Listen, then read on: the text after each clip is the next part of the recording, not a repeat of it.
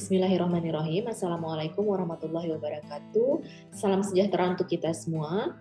Pada kesempatan kedua ini terkait mata kuliah supply chain, saya akan menyampaikan supply chain strategy, di mana ada beberapa agenda yang kemudian disusun pada pertemuan kali ini. Pertama, saya akan memberikan sedikit pendahuluan begitu terkait supply chain strategy dan kemudian pentingnya supply chain strategy ini sendiri, kemudian karakteristik daripada produk dan pilihan-pilihan strategi yang dapat diambil. Sedikit pengantar sebelum kita membahas terkait supply chain strategi, ada beberapa hal yang perlu kita lihat kembali begitu. Nah, bisa Anda perhatikan di sebelah kanan slide, saya mencoba menjelaskan beberapa hal penting. Misalnya pada manajemen rantai pasokan itu tentu saja beroperasi 3 tingkatan sesuai dengan piramida manajemen begitu. Ada tingkat strategis atau level strategis, level taktis, dan di bawahnya ada level operasional begitu. Pada tingkatan strategis, manajemen perusahaan membuat keputusan rantai pasokan strategis tingkat tinggi yang relevan dengan seluruh organisasi. Nah, tentu saja karena memang berada pada level top management, sehingga memang keputusan yang diambil untuk level ini tentu disesuaikan dengan peran dan fungsinya. Selanjutnya, keputusan yang dibuat kemudian dengan rantai pasok harus mencerminkan strategi daripada perusahaan secara keseluruhan yang diikuti oleh semua pihak dalam organisasi begitu. Jadi keputusannya mencerminkan strategi atau arah daripada organisasi begitu. Nah, ini tentu saja harus disesuaikan, maksud saya, dengan bidang atau tipikal daripada industri atau organisasinya. Nah, kemudian proses supply chain strategi yang harus diputuskan oleh manajemen harus mencakup tentunya luas rantai pasokan. Nah, kita tentu sebelumnya harus melihat bagaimana rantai pasokan dari organisasi tersebut. Kalau Anda masih ingat, beberapa pelaku-pelaku begitu atau beberapa organisasi yang terlibat dalam sebuah rantai pasok. Nah, tentu saja mencakup di luar daripada organisasi itu sendiri, begitu terkait pelaku-pelaku yang terlibat dalam rantai pasok dalam sebuah organisasi. Misalnya, untuk melakukan pengembangan produk, begitu kita perlu mempertimbangkan bagaimana pelanggan kita, ya, siapa pelanggan kita, bagaimana manufaktur kita dapat mengakomodir kebutuhan ke depannya, begitu. Kemudian vendor-vendor yang mensuplai dan bagaimana peran logistik kemudian, begitu. Nah, itu perlu menjadi pertimbangan itu dalam pengambilan keputusan yang dibuat.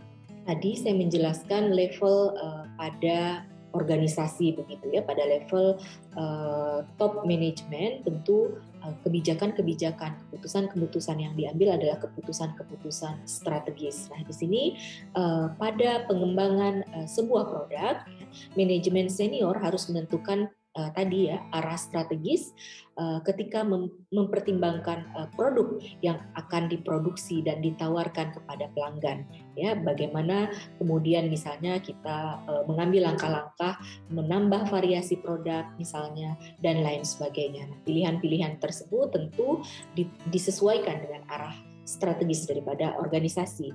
Nah, selanjutnya ketika siklus produk telah kita ketahui tentunya dan itu mungkin menjadi matang atau penjualan produk trennya kemudian menjadi menurun, manajemen juga harus membuat keputusan strategis dalam hal ini untuk menyelamatkan perusahaannya. Ya, jadi membuat keputusan strategis untuk misalnya mengembangkan, memperkenalkan versi baru dari produk ke pasaran begitu, ya, sehingga itu mungkin menjadi langkah untuk menyelamatkan perusahaan tersebut, atau dengan merasionalisasi penawaran produk yang ada saat ini. itu tentunya tergantung persoalan yang dihadapi. Atau mengembangkan rangkaian produk dan layanan-layanan baru gitu ya. Nah, itu tentunya harus disesuaikan dengan kebutuhan, kemampuan dan pelaku-pelaku yang ada di sekitar daripada organisasi tersebut. Nah, selanjutnya, kemudian keputusan strategis ini dapat mencakup keputusan untuk misal ya, mengakuisisi perusahaan lain atau menjual bisnis yang sudah ada begitu. Tentu itu tergantung keadaan daripada organisasi tersebut dan kebijakan strategis yang diambil oleh top management. Jadi ketika membuat keputusan untuk melakukan sebuah pengembangan produk yang strategis, tentu saja perlu sangat banyak pertimbangan begitu, dan karena hal tersebut menjadi faktor penentu bagi kemajuan daripada perusahaan ke depannya. Berbicara supply chain strategi, tentu kita harus tahu bahwa impact begitu daripada strategi ini begitu luar biasa tadi seperti penjelasan sebelumnya, karena itu akan menentukan arah perkembangan perusahaan. Nah, seperti kita ketahui bahwa strategi itu tentu akan menentukan unggul tidaknya sebuah perusahaan dalam sebuah persaingan, memungkinkan sebuah perusahaan berkompetisi begitu dengan pesaing-pesaingnya dan kemudian dapat memenangkan.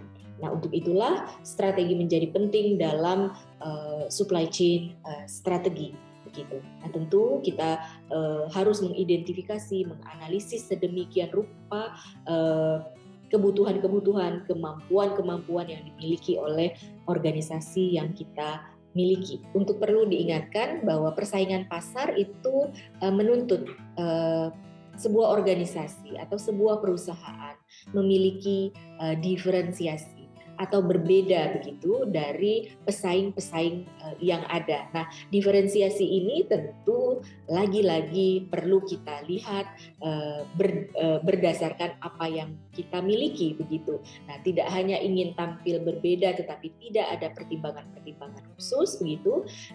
Tidak juga demikian maknanya, tetapi diferensiasi yang dimaksudkan di sini adalah kemudian pelanggan atau pihak-pihak lain dapat menangkap perbedaan itu dan kemudian memilih atau memutuskan untuk memilih produk yang kita miliki.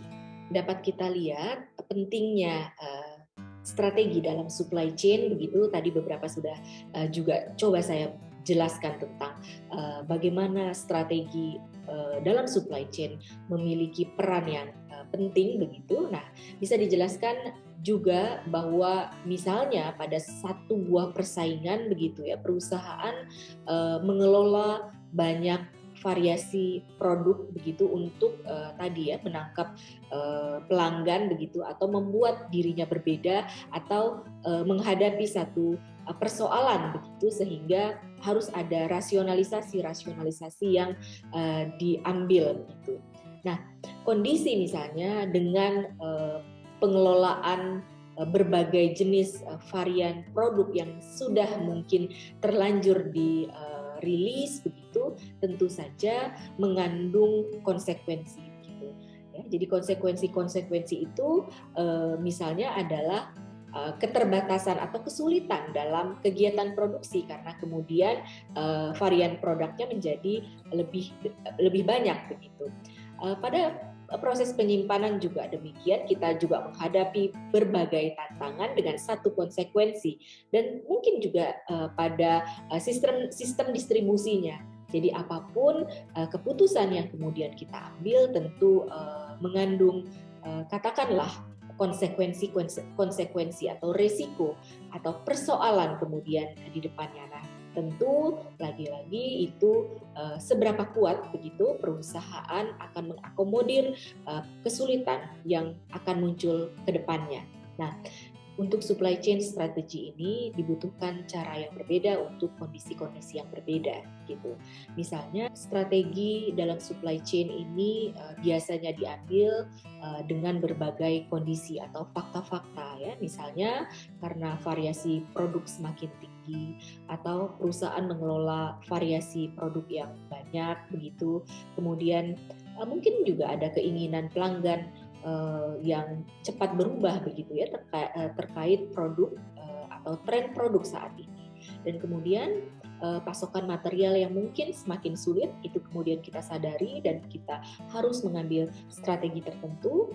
Kemudian hal yang lain adalah misalnya siklus hidup produk yang mungkin semakin pendek begitu. Kemudian persaingan yang semakin ketat ya, semakin sulit, dan mungkin juga ada beberapa keadaan terkait distorsi informasi begitu. Bagaimana setiap bagian misalnya yang menerjemahkan informasi atau masuk informasi ke berbagai bagian itu tidak sesuai begitu dan seterusnya. Nah, ini adalah kondisi-kondisi yang kemudian menuntut kita untuk membuat strategi dalam supply chain. Baik, dasar strategi dalam supply chain dibagi menjadi beberapa dimensi agar kita lebih mudah begitu untuk menyesuaikan strategi seperti apa yang perlu kita ambil begitu. Nah, kita bisa lihat dari sisi dimensi harga misalnya.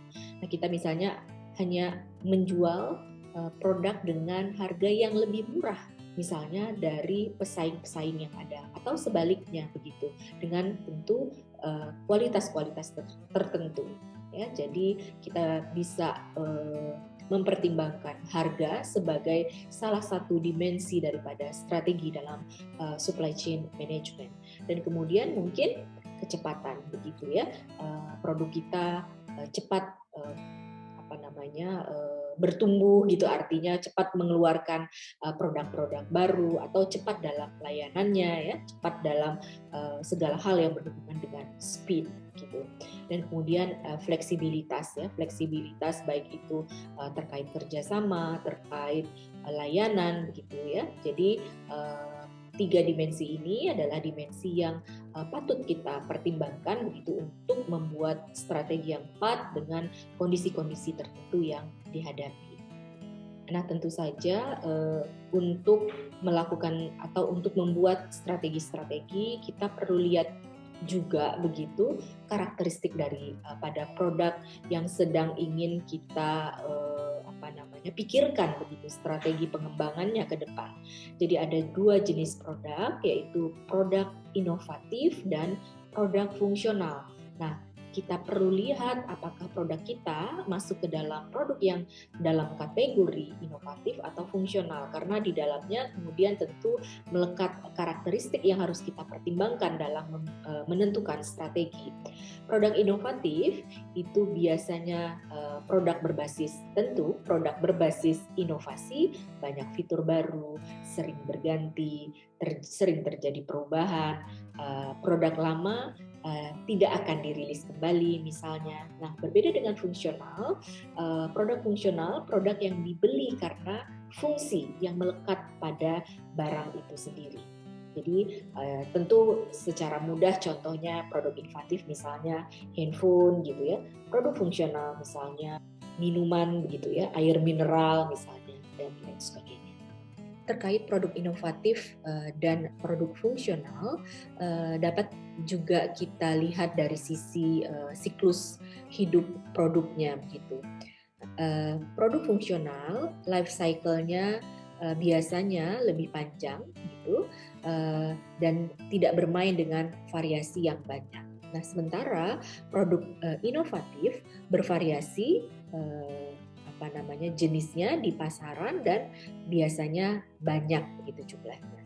Nah, kemudian produk fungsional diproduksi dalam jumlah yang sangat besar, kemudian ramalan produk untuk produk fungsional ini juga biasanya relatif lebih akurat begitu, karena memang data yang dimiliki itu relatif konsisten, misalnya data 5 tahun terakhir begitu ya, sehingga data yang 5 tahun atau 10 tahun terakhir itu betul-betul menggambarkan keadaan yang sebenarnya begitu, karena itu tadi perubahannya tidak terlalu besar ya, jadi sehingga prediksi yang dilakukan lebih akurat begitu. Nah tentu semuanya berkebalikan antara satu dengan yang lain. Jadi tadi kalau saya sampaikan misalnya begitu, ramalan produk untuk fungsional relatif lebih akurat, maka akan timbul sebaliknya untuk yang produk inovatif. Terus kemudian jika saya sampaikan bahwa produk fungsional misalnya atau produk inovatif itu bervariasi di pasar atau banyak gitu jenisnya, variasinya. Nah biasanya produk fungsional tidak demikian ya, jadi cenderung barang yang itu saja, misalnya kemudian air galon gitu ya, air mineral ya, dan seterusnya. Demikian yang bisa saya sampaikan pada pertemuan kali ini. Wassalamualaikum warahmatullahi wabarakatuh. Terima kasih.